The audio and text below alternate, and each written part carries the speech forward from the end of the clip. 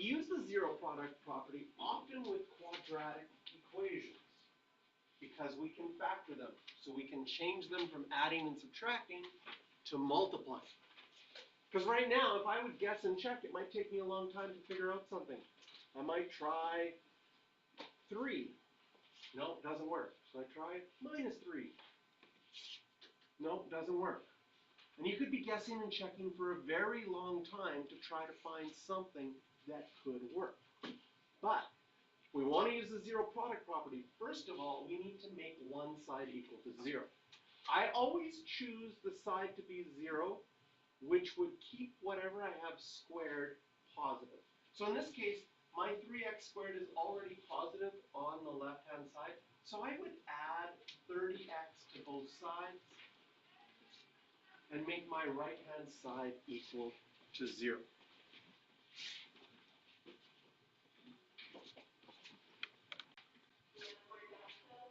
Now, if you go right away to your 2 sets of brackets, you're going to make your life harder in this example. Always check if there's a common factor. And in this case, you can factor out a 3. So doing that will make your life easier because now what's left is an x squared, a plus 10x, and a plus 25. And this will be easier to factor than if there was a 3x squared. My first one's an x. Do you know how easy that makes your first one? Can you see that it would have to be x and x? My last one is a 25. We have some options, 1 and 25 and 5 and 5. Those are our only nice numbers. Can you see which one would make your outside and inside 10? 5 and 5. Not 25 and 1, not so much. Now I need a plus 10. So I would need a plus 5x and a plus 5x. And then after you put your signs in, double check. Is your last one still plus 25? Yes. Okay. Now, we've changed it to multiplying. In fact, it is 3 things that are multiplied together. It's 3 times x plus 5 times x plus 5. And we have to check. If the zero product property says if you're multiplying, one of them has to be 0. Let's check the first one. Could 3 be 0? Last time I checked, 3 was 3. You can't make that one 0. It's a 3. Could you make this one 0? Sometimes we draw a line. I mean, technically, I could draw a line. There's another multiplying. Wherever you're multiplying, you can draw a line. This one's never 0. But x plus 5, can you see that if x is -5, it would work? And if x was -5 here, it would also be a possibility. So we have one answer that appears twice. Sometimes in grade 12 you'll hear that this answer has a multiplicity of 2 because the same answer appeared more than once. Sometimes in grade 11 they will say this is an equation with 2 equal roots. We got 2 answers, but they happen to be equal. Someone else might say, well, 2 equal answers, isn't that just like one answer? Yes, kind of, but sometimes it's called that because having an answer show up more than once, later on we're going to find out that does stuff to graphs and it becomes important. But for us right now, we got one answer. It's x equals -5. Now, for B. In B, we have 5x squared equals -20x.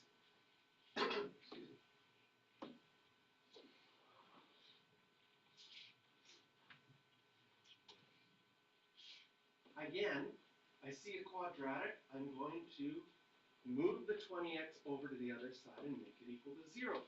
But this time, I don't have a trinomial. I don't have 3 terms. Is it a difference of squares? No.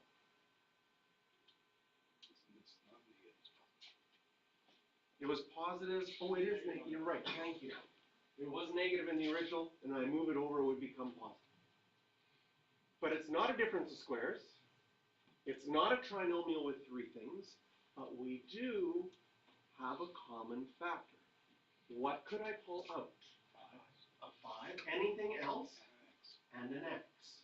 Leaving me with x plus 4 equals 0. And now I have multiplication here and multiplication there.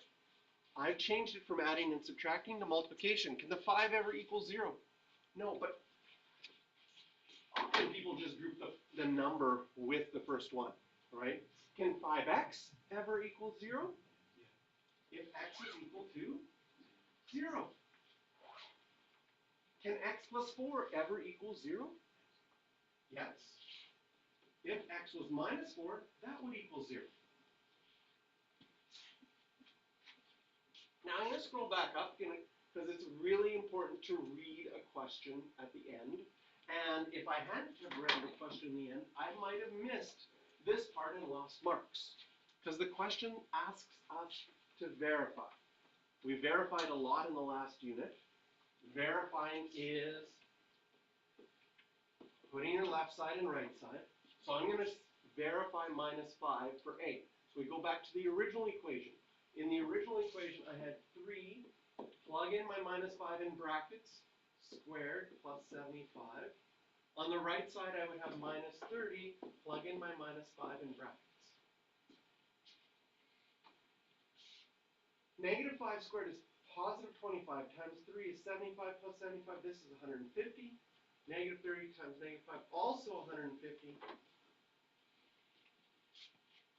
Technically, my answers have been verified. Now, I'm going to tell you that for quadratic equations, you would have to verify if the question asks you to verify. But unlike radical equations that we just did in the last unit, radical equations you have to verify because sometimes the answers don't work. Quadratic equations, if you do your math right, the answers you get will always be right. So most of the time,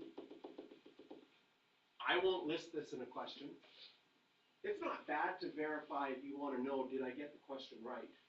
Because if you plug in a number and it didn't work, you know you've done something wrong. But in a quadratic equation, you don't need to verify. We'll verify the second one quickly in our heads. Can you see that if x is 0, the left side would be 0, the right side would be 0? Perfect. And the other answer was 4? Negative 4? Negative 4, this would be 80.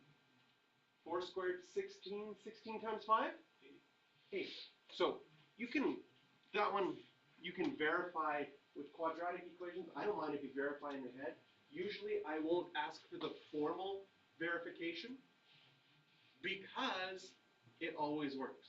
But radical equations, even if it doesn't say verify, you have to verify. It's part of solving radical equations. Okay, questions to write down, and I'm going to let you try some of these. 8, 9, 10, 11, 13, and I put a star by 18, probably part of section C, which means it's a little bit harder and has a little bit of problem solving.